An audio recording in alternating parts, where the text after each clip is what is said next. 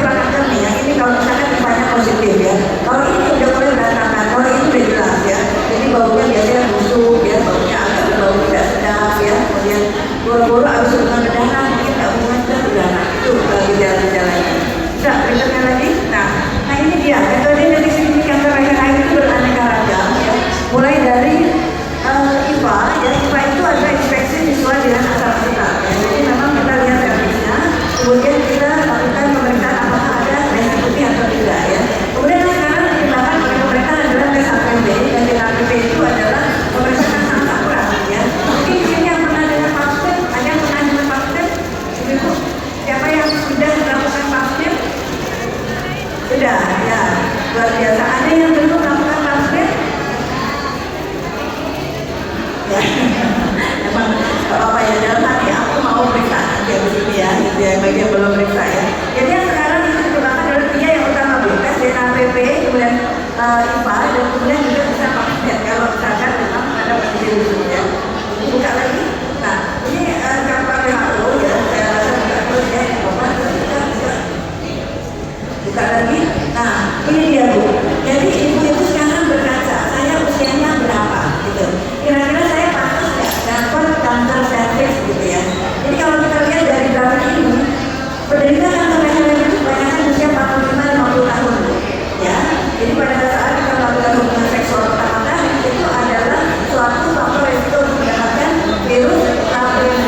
Virus HPV itu adalah penyebab dari kanker leher rahim. Bisa kita deteksi ya. Jadi sebelum adanya lesi kanker leher itu biasanya menunjukkan HPV yang positif ya.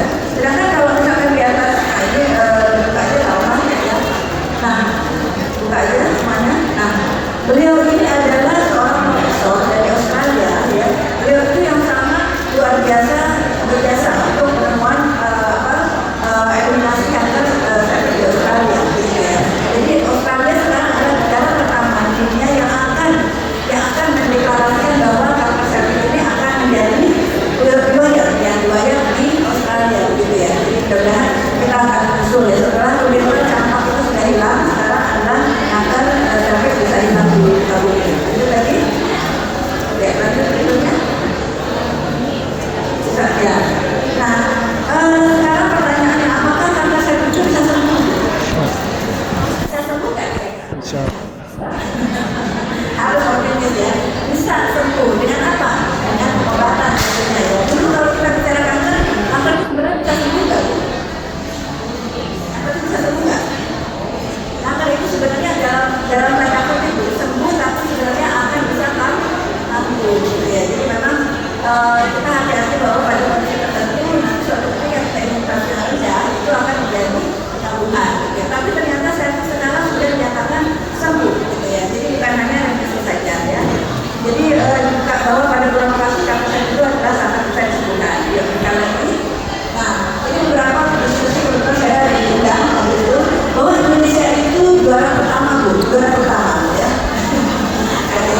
Juara pertama akan kejadian kanker serviks di adalah negara negara, dan juara kedua akan kematian akibat kanker serviks di negara negara ya. Kita kayaknya kalau juara-juara itu kondisinya yang agak prihatinkan ya.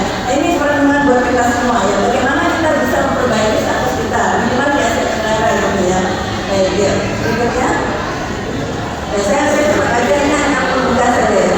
Berikutnya ini sudah pemuda kita akan bahas ya. Kemudian lagi. Nah, itu lagi boleh. Dapat ketiga, sangat dapat ketiga. Kanker serviks yang berbeda dan ketiga. Berikutnya lagi. Berikutnya lagi. Nah, ini saya mau buka cerdik ya.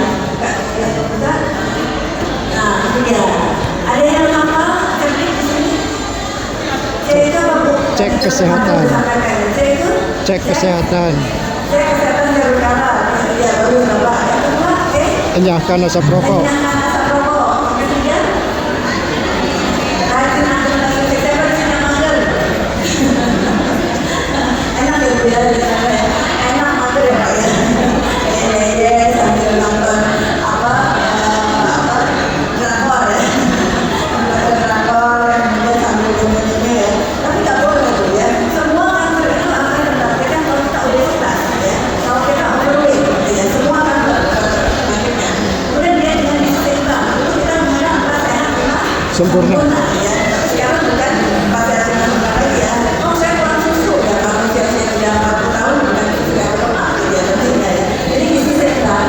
Kemudian istirahat cukup gitu ya. Bagaimanapun kita punya target dunia gitu ya. Sampai akhirat udah harus ya. Yang terakhir adalah jangan sampai kita Stres. ya.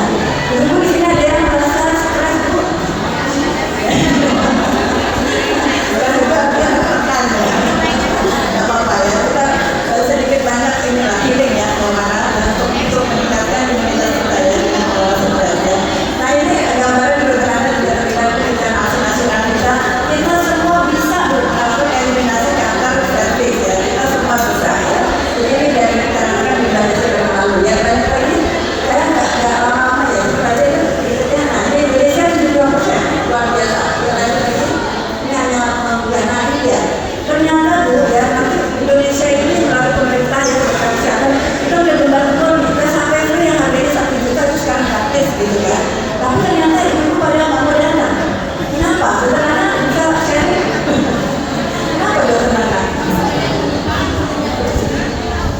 Nah, kebanyakan dari ibu itu masih belum paham kali menggunakan, jadi ibu itu masih kayak registrasi dulu lah, karena belum paham betul bahwa ketika kita deteksi dini atau screening secara itu secara kos atau secara pembiayaan itu lebih murah daripada kalau sudah terkena penyakit yang screening. ya itu bagus ya. Jadi dokter Nana memberikan dokter sendiri. Ya, jadi banyak yang maaf dipending. Iya sih, saya tahu manfaatnya ya, tapi nanti dulu lah, saya belum ada gejala, betul nggak kayak begitu Bu? Nah, begitu nggak Bu kira-kira? Seharusnya nggak begitu ya. Apakah kanker cervix itu selalu bergejala Bu? Apakah itu selalu bergejala nggak? Enggak gitu ya. Bahkan pada pasien-pasien yang udah bikin pap smear juga ternyata bisa masih terkena kanker cervix. Nah, penting banget dipending. Ibu kan nggak mau dibilang Lola kan Bu ya. Lola itu Lola atau nggak Lola? Lola apa ya? Warnanya lambat. Akhirnya pending gitu. Ini gara-gara sinyalnya nggak bagus nih ya. Itu harusnya punya saya sinyal kuat gitu kan. Kalau misalkan dibawa pemerintah, ayo segera sama-sama lakukan deteksi dini kanker cervix. Aku bukan Lola, aku pensiun 10. Ya, jadi bukan yang loadingnya lambat gitu ya. Jadi segera datang ke beberapa fasilitas ya, fasilitas yang memang menyediakan. Nah, ini juga hambatan yang luar biasa. Jadi sebelumnya maaf, tadi terkait dengan edukasi Bu ya, edukasi mungkin maaf ya, yang tidak melakukan atau yang belum melakukan deteksi dini itu ternyata bukan orang-orang yang pengetahuannya rendah saja. Ternyata pengetahuannya tinggi. Kenapa? Banyak mitos ya, banyak mitos. Mitos itu artinya apa sih Bu? Mitos itu artinya apa? Mitos itu adalah suatu hal yang diyakini benar dalam masyarakat, tapi itu sesungguhnya adalah salah gitu ya. Jadi termasuk ini, yang beresiko terhadap kanker leher itu adalah itu deh, perempuan yang itu deh gitu ya. Nggak boleh ya. Bahwa setiap perempuan adalah beresiko gitu kan. Yang kedua, saya nggak apa-apa lah, suami saya Pak Ustadz ya. Suami saya Pak Kiai benar nggak Bu? Ya, kalau nggak apa-apa itu kan terkait dengan hubungan seksual yang tidak aman gitu ya. Saya setia kok pada pasangan saya juga setia pada saya. Itu mitos ya. Bahwa setiap perempuan berisiko gitu ya. Nah, yang ketiga adalah juga terkait dengan maaf nih peran bapak-bapak ya, peran para pria ya gimana ya. Peran para pria seringkali suami-suami itu marah. Udah deh, nggak usah, kamu sehat lah, nggak apa-apa, kamu kan nggak ada gejala kan, habis rumah kan, nggak ada buktian kan, nah itu dia ya. Ada juga suami-suami yang memang merasa ya dirinya kepleset gimana gitu ya. Takut ketahuan ya istrinya menderita sesuatu. Kalau kepleset sekali sih nggak apa-apa ya Pak ya. Tapi kalau kepleset berkali-kali itu yang kita apa-apa gitu ya. Nah, ini beberapa mitos tadi bahwa setiap hubungan berdarah itu memang pasti kanker cervix itu juga nggak begitu ya. Jadi Bu ada juga rasa takut, nggak apa-apa deh, saya nggak datang, nggak apa-apa takut saya mendapatkan diagnosis yang benar, tidak ya. Jadi kita harus bersyukur mendapatkan kesempatan terdeteksi di kondisi yang lebih awal. Nah ini beberapa hambatan dan solusinya. Lanjut lagi berikutnya saya cepat aja. Nah ini beberapa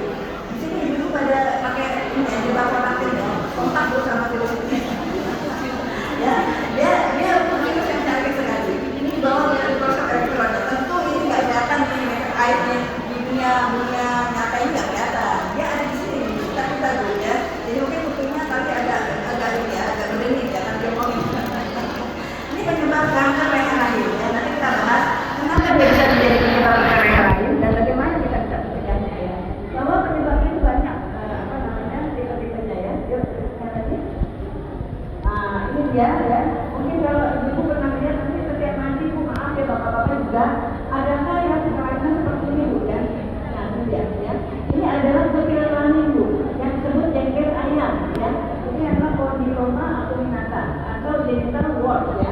Ini adalah akibat dari HPV juga ya. HPV itu adalah yang tadi papilloma virus ya, human papilloma virus papilloma manusia. Yaitu memang bisa menjadi penyebab dari penyakit hamil. Ini yang risiko rendah. Tapi kalau yang risiko tinggi seperti ini kanker ya. Beliau ini adalah seorang ahli virus dari Jerman ya. Beliau yang menemukan hubungan yang kuat antara virus HPV dengan kanker cervix gitu ya. Jadi ini makanya kenapa beliau mendapatkan hadiah Nobel di tahun 2008 ya, setelah 30 tahun lamanya melakukan penelitian ya. Berikutnya lagi. Nah ini Bu, ini penting ya. Bahwa ibu-ibu di sini ada yang belum nikah. Teman-teman di sini ada yang belum melakukan pernah hubungan seksual, ada yang belum nikah. Alhamdulillah ya. Semoga segera mendapatkan jodoh yang baik. Dunia akhirat, imam dunia akhirat. Nah, jadi bagi ibu di sini kayaknya yang duduk-duduk ini gak ada yang tepuk tangan. Jadi semua sudah pernah ya melakukan hubungan seksual, artinya sudah menikah gitu ya. Jadi ibu jangan merasa aman ya. Misalkan, wah suami saya tiap hari datang kok ke rumah pulang, nggak pernah tuh keluar kota gitu ya sebulan sekali, atau misalkan ke pertambangan atau perminyakan gitu. Atau misalkan maaf ya supir antar kota atau angkatan laut segala macam. Tidak, semua beresiko ya. Bahwa setiap perempuan yang sudah melakukan hubungan seksual, dia punya resiko terjangkit HPV sepanjang hidupnya itu 50 sampai 85%. Tinggi nggak Bu? Tinggi. Satu di antara dua perempuan sepanjang hidupnya dia pernah terdeteksi HPV positif. Tanpa memandang Bu, dia wanita baik-baik ya atau suaminya juga baik-baik, semua bisa terjadi sampai 85% ya. Jadi Bu misalkan dapat hasil tes virus DNA HPV ternyata positif, jangan sedih duluan ya, jangan sedih duluan. Memang positif nggak apa-apa, tapi dia punya kabar baiknya adalah dia bisa disingkirkan, dia bisa disembuhkan ya, bisa disingkirkan, dibersihkan gitu. Dengan apa? Dengan imunitas kita Bu tadi ya. Makanya saat ini ibu yang punya anak-anak kecil atau apa ya, itu jangan dibeliin boba Bu ya, jangan dibeliin minuman berkalori tinggi ya, jadi gula-gula ya, itu semua akan meningkatkan kejadian diabetes, kejadian obesitas, itu semua akan menurunkan imunitas ya. Yang tadinya HPV-nya positif, itu kalau misalkan kita imunitasnya rendah, dia akan menetap terus ya. Ya ibaratnya dia ngegrogotin servis kita gitu. Tapi kalau misalkan imunitas kita baik ya, banyak makan sayuran, buah-buahan tadi, rajin aktivitas fisik ya, kemudian vitamin C, D, E gitu ya, itu HPV itu bisa disembuhkan begitu. Kalau misalkan HPV itu disembuhkan, dia nggak jadi bikin penyakit Bu. Paham ya? Jadi yang penting adalah membersihkan HPV-nya gitu ya. Jadi mengapa ketika HPV itu masuk ke serviks kita, ketika imunitas kita rendah, dia akan mengelabui sel-sel dalam serviks kita gitu ya. Jadi yang tadinya diproduksi sel-sel baru yang sehat, dia akan diproduksi sel-sel yang baru yang tidak sehat ya. Jadi akhirnya bikin tadi resiko ya, kemudian jadi bikin kanker ya.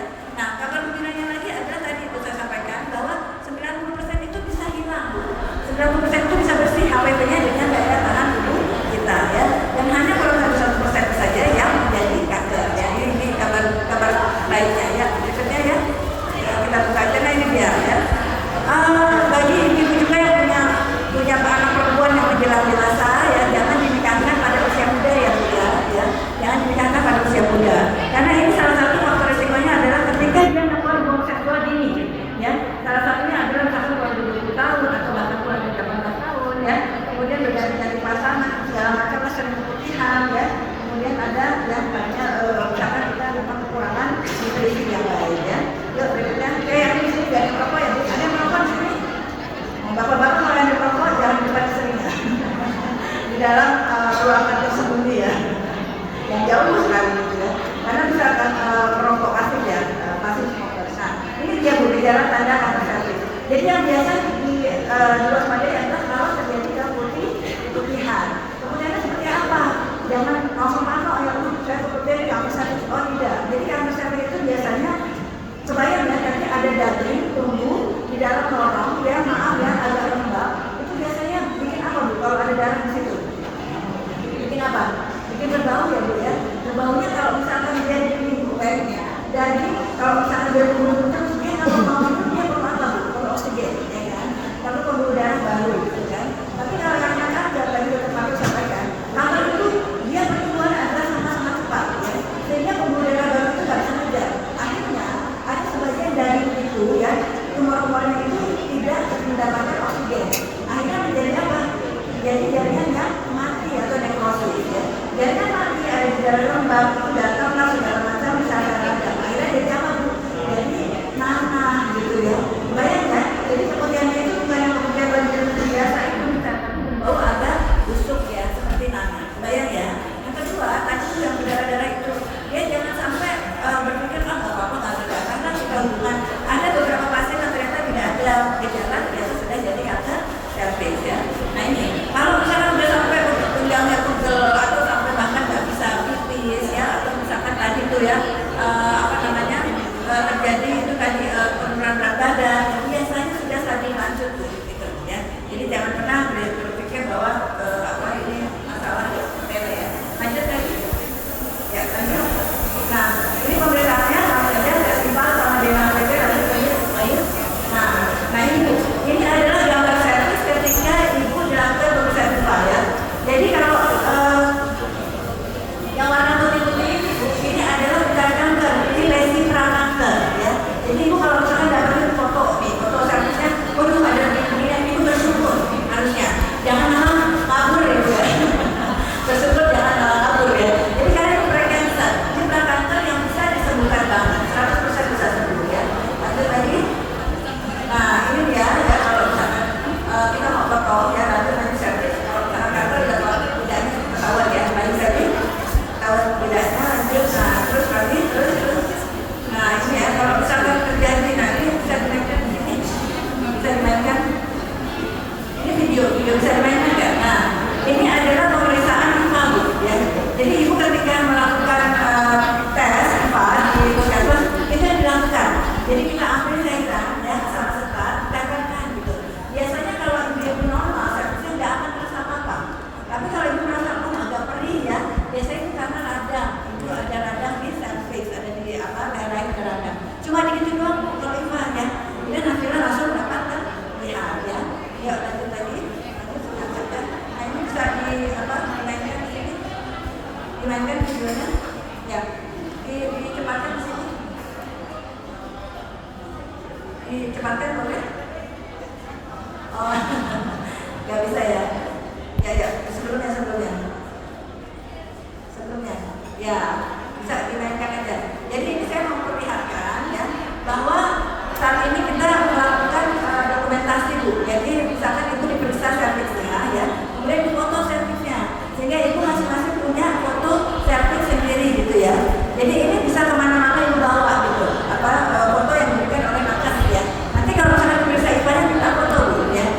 Dok, saya minta foto dong, kemudian saya minta foto servis saya gitu ya. Jadi kalau ibu misalkan pindah rumah ke daerah luar Jawa misalkan atau pindah ke luar negeri ke Singapura misalkan, kasih tuh foto servisnya terakhir kita melakukan pemeriksaan tersebut ya. Jadi di foto seperti ini Bu ya, pakai HP biasa dan sama-sama jelas ya. Juga dibuka lagi dulu ya. Nah ini ya, terus nah ini dia. Di sini mohon maaf saya nggak paham di sini ibu-ibu nggak ada yang tenaga kesehatan ya, bukan nakes ya Bu? Bukan ya? Oh, pada tugasnya. Jadi ini adalah masyarakat ya. Jadi gini Bu, ibu ada yang pernah melihat spekulum? Cocok bebek Bu, cocok bebek. Langsung nyambung spekulum apaan tuh? Ya, ini dia ya. Ini gambarannya ini spekulum Ibu ya. Nah ini ya.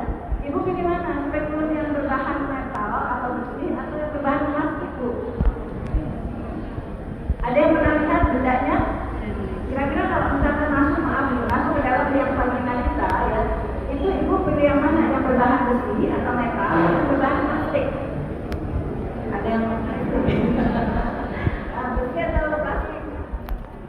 Nggak tahu, pokoknya masuklah ke bebek. Ada tekanan dia metal ya. Kenapa dia tidak pilih yang metal?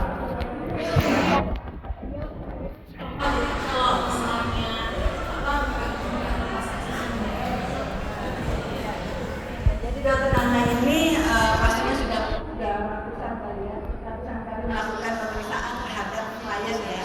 Jadi dari sisi nakesnya sendiri lebih nyaman Bu melakukan pemeriksaan dengan spekulum berbahan besi, berbahan metal. Ibu jangan waduh bahan metal nih belum keras gitu kan? Enggak, ternyata lebih smooth Bu, lebih lembut ya dibandingkan yang berbahan plastik. Ya seret, kalau kita buka tuh agak seret. Ya ibu bayangkan udah dikasih lubrikan, udah dikasih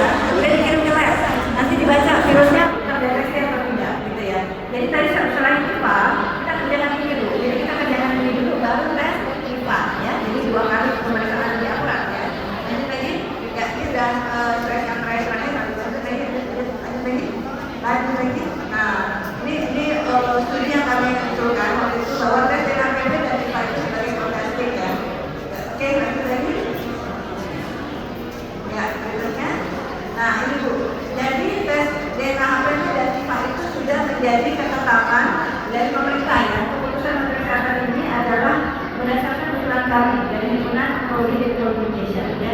Jadi bahwa Indonesia nggak hanya pakai tes APP tapi dengan perusahaan privat gitu ya. Ini sudah ada kaitannya keputusan kesehatan. Sudah dilaksanakan di Jakarta ya, di sana ya. Sudah selesai ya. Jangan nanti akan berkembang di daerah lain. Jalan ini lanjut. Nah ini bukan contoh ya. Ini adalah seorang nona. Ini saya udah ulang-ulang guys. Ibu bayangkan seorang nona. Nona itu katanya sudah melakukan hubungan seksual atau belum? Belum. Luar biasa. Ini nona ini sudah seksual aktif bu. Sudah aktif seksual sejak berapa tahun bu ternyata? Pasien ini sejak usia 13 tahun. Sudah pernah melakukan hubungan seksual di Jakarta ya Pak? Tapi saya dapat pasien di satu ini di RSCM bu, ya maaf ya. Usianya 25 tahun. Usia 25 tahun, dia sudah punya anak usia 13 tahun. Apa namanya Pak? 12 tahun. 12 tahun ya. Kalau hamilnya 9 bulan berarti hamilnya 11 tahun Pak ya. Luar biasa gitu. Jadi ternyata pasien itu sudah menjadi seorang PSK ya. Seorang PSK usia 17 tahun. Lumayan nggak? Usia 11 tahun PSK, sekarang CA usia 25 tahun. Anaknya kebobolan waktu itu. Jadi dia waktu itu yang namanya PSK ya. Pasti dia pasti kontrasepsi tapi ternyata kebobolan. Kebobolan akhirnya hamil dan memang tidak digugurkan. Punyalah anaknya usia 13 tahun. Bayang nggak? Sekarang kantornya sudah stabil 4D bu. Dia 25 tahun. Bayang nggak? Ini fenomena. Maaf ya saya bukan menceritakan beliau, tapi ibunya itu membantu rumah tangga. Ya ibunya membantu rumah tangga. Si anak ini yang bagaimanapun ya itu sudah melakukan pekerjaan tersebut. Sedih ya bu ya sedih. Nah ini bukan PSK, ini bukan PSK, tapi saya dikirim oleh sejawat sebetulnya boleh ditutup dulu ya. Saya dikirim oleh sejawat SPOB ya dengan hasil HPV ini bu. Bukan tadi. Terus lanjut.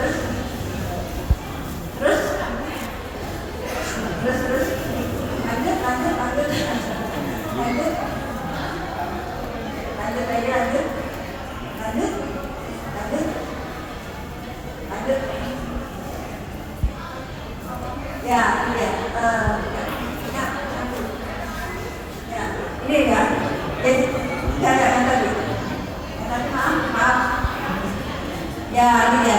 Jadi dia udah ada hasilnya HPV tidak terdeteksi alias HPV negatif bu. Kalau berdasarkan dia di HPV negatif itu 100% dia bagus normal gitu ya. Tapi ternyata kita bisa lihat kasusnya pun hasilnya bukan masalah sebenarnya. Ini radang saja ya. Jadi kalau misalnya saya dapat hasil ini seharusnya tidak diapa-apakan gitu. Tapi ternyata ya saya lakukan pemeriksaan inspektor seperti ini dengan mudah. Ini adalah servis yang tidak normal bu. Servis yang tidak normal ya. Kemudian kalau kita bandingkan yang satu itu pilih yang mana? Yang satu apa yang pertama? Yang kedua apa yang pertama bu? Kedua. Kedua ini tidak normal ya berikutnya. Nah saya kerjakan di paru. Coba dibuka lagi. Ya ini ya. Jadi ini adalah servis sebelum IPA, sesudah IPA dulu ya. Jadi buka lagi. Nah ini dia. Ini bagian-bagiannya lagi. Nah ini kita bagian-bagiannya. Ternyata untuk kita lakukan eksisi, hasilnya adalah sudah parameter derajat tinggi ya. Ini derajat tinggi, high grade ya. Jadi ini menandakan bahwa HPV negatif ya dengan outstream yang memang ternyata dan canggih juga ternyata masih kecolongan ya. HPV dengan IPA ya.